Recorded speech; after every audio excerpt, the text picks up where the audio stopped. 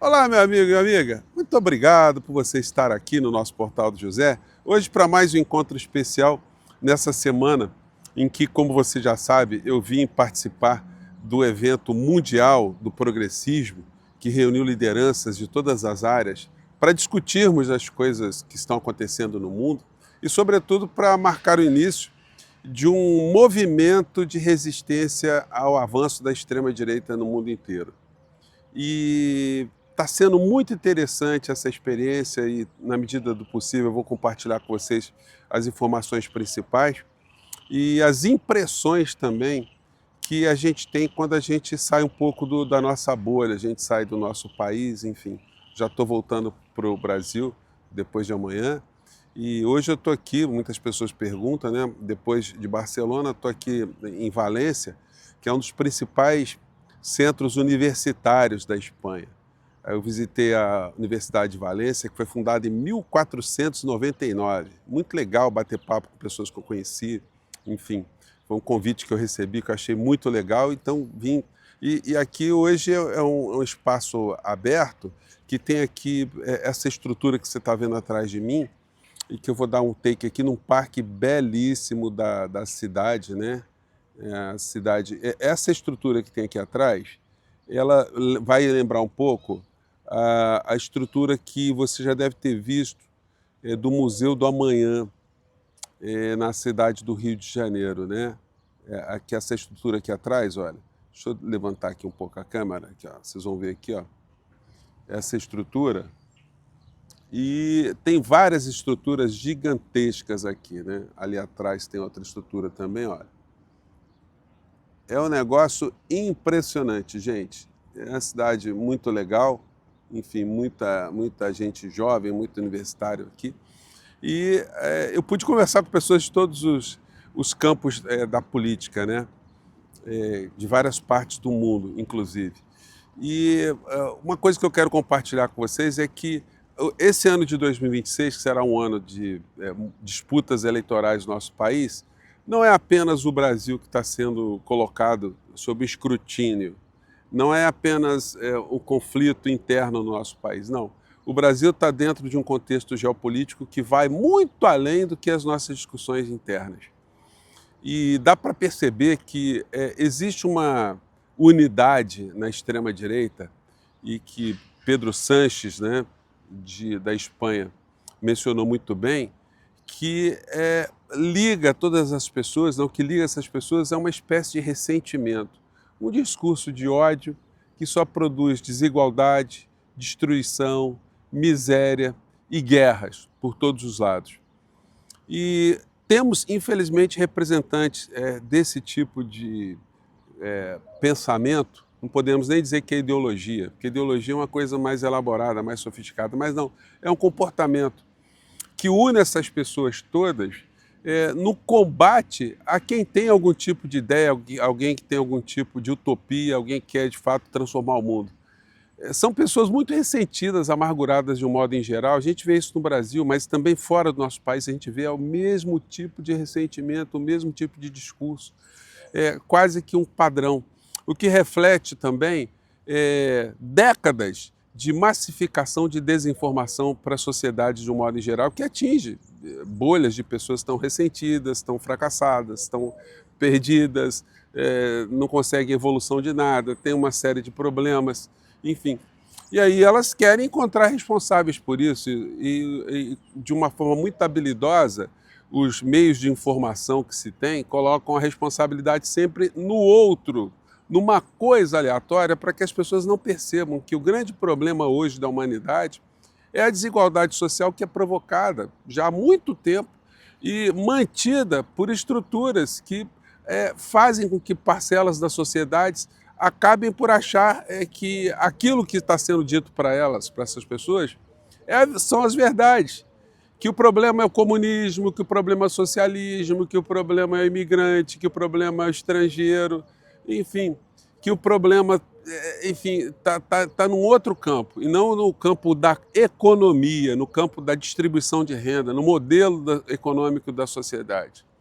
Então esse encontro está sendo muito interessante, terminou agora, que jogou essas questões todas para o debate mundial também. Agora, eu pergunto a você, uma coisa com esse nível de importância não ter tido nenhum tipo de cobertura da grande mídia no Brasil, é uma coisa que chega a ser absurda do ponto de vista jornalístico, mas não é absurdo dentro da lógica de se manter uma sociedade alienada. Porque com tantos líderes progressistas reunidos nesse evento, era para se ter, olha, entrevistas, olha, por que está se reunindo? Gente, se reuniu a nata do progressismo, dos democratas do planeta inteiro. Isso era para ter, enfim, pelo menos uma abordagem, mas nada, nada, nada. Sobretudo porque o presidente do nosso país participou de vários painéis, falou coisas muito importantes. Só a mídia progressista é que deu ênfase ao que aconteceu nessa semana na Espanha, né? E dentro desse contexto todo, o que nós estamos vendo no Brasil? Porque eu estou acompanhando tudo, né? Enfim, tem uma coisa engraçada que eu queria compartilhar com vocês, que é o seguinte: quando você sai da sua área, do seu país, até dentro do Brasil mesmo você vai perceber isso. Você vai ter o seu laptop, você vai ter os teus aplicativos ali. Quando você faz alguma consulta sobre algum nome, os principais veículos que vão te dar informação são veículos locais. Então, quando você está fora do Brasil, você coloca, por exemplo, Lula. Aparece tudo sobre Lula, mas no jornal espanhol, jornal francês, jornal inglês, enfim, aparece dos jornais daqui. Quando você vai para os Estados Unidos, a mesma coisa. São jornais de lá que você acaba recebendo informações, do México e por aí vai, né? Então, aqui é muito interessante que esse evento teve uma cobertura muito grande. No entanto, não teve cobertura nenhuma do Brasil. É como se eles quisessem apagar mesmo qualquer tipo de questionamento ao que a extrema-direita faz. Aí, dentro desse contexto, lendo jornais do Brasil, né, fazendo essa ligação, eu me deparei com duas colunas consecutivas do Merval Pereira. Ontem eu já comentei com vocês uma coluna sobre Tiradentes, que foi publicada no UOL, que foi uma coisa mais absurda do mundo. E hoje o Merval Pereira, que ele oscila de uma demência para um mau-caratismo e um ultradireitismo disfarçado. Primeiro, ele atacou o Supremo Tribunal Federal no mesmo discurso, com o mesmo discurso bolsonarista. Mesmo discurso, que o Supremo está virando um poder superior a outros poderes. Ele que é presidente da Academia Brasileira de Letras, sabe Deus lá como é que ele conseguiu esse posto, né? Enfim, que já teve ali os maiores escritores do nosso país, ali, pô, o Merval Pereira, ali colado nessa instituição, né? ou dirigindo a instituição hoje. Como é que ele consegue dizer coisas tão divorciadas da realidade? Atacando o Supremo Tribunal Federal, fazendo coro com a extrema-direita bolsonarista e com a extrema-direita do mundo, né?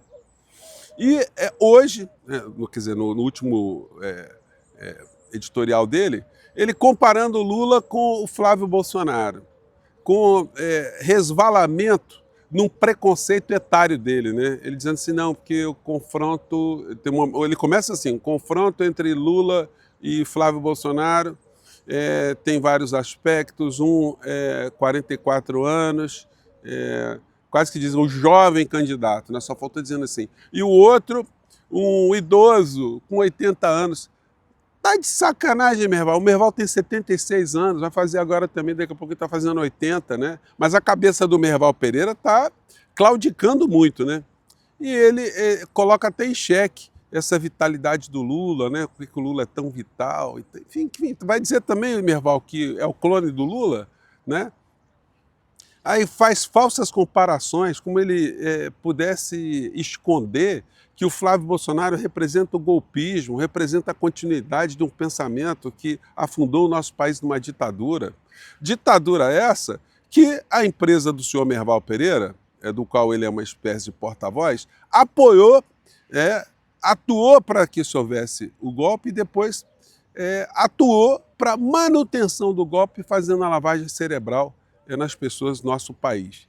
Então, foi uma coluna, gente, eu não vou nem discorrer ponto por ponto dessa coluna, porque ela foi extremamente infame, mas ela também serve como um alerta para todos nós, que as organizações Globo, elas sempre tiveram lado e elas vão manter esse lado. e o lado é atacar o progressismo. E se eles puderem sabotar uma continuidade desse processo no Brasil, que não é nem um processo revolucionário, né? Vamos falar a verdade, é um processo democrático, aquele que Lula comanda. Mas se eles puderem dar uma embarreirada nisso para fazer no Brasil aquilo que está se fazendo na Argentina, e aquilo que se faz nos Estados Unidos, e aquilo que se faz onde a extrema-direita está colocando as suas mãos, eles vão fazer. Eles vão trabalhar de uma forma subliminar para minar a candidatura de Lula. Agora, isso não deve ser surpresa para ninguém no campo do governo Lula e para nós da esquerda, para nós do campo progressista, do campo democrático. Porque essas empresas de comunicação, elas estão conectadas a tudo isso que tem de ruim no planeta. E, de uma forma muito sofisticada, eles tentam dar uma blindagem, eles dão uma mascarada e jogam muito veneno para sociedades que acabam absorvendo por todos os lados, criando exércitos de pessoas ressentidas, amarguradas, sem projeto, sem perspectiva, sem absolutamente nada. Parece que eles acordam com o propósito de querer destruir alguma coisa e essa alguma coisa são pessoas como você e eu, né? Bom, gente, então o papo hoje foi mais filosófico, eu queria compartilhar aqui com vocês esse ambiente todo aqui, e mais tarde eu volto com notícias mais atualizadas. Se você não está inscrito no nosso portal ainda, se inscreva, conheça aqui os nossos outros vídeos, conheça a nossa linha, enfim. Compartilhe os nossos vídeos, nunca se esqueça de dar seu joinha, seu comentário, e se puder prestigiar também nosso clube de membros e o nosso novo canal de cortes, tá bom?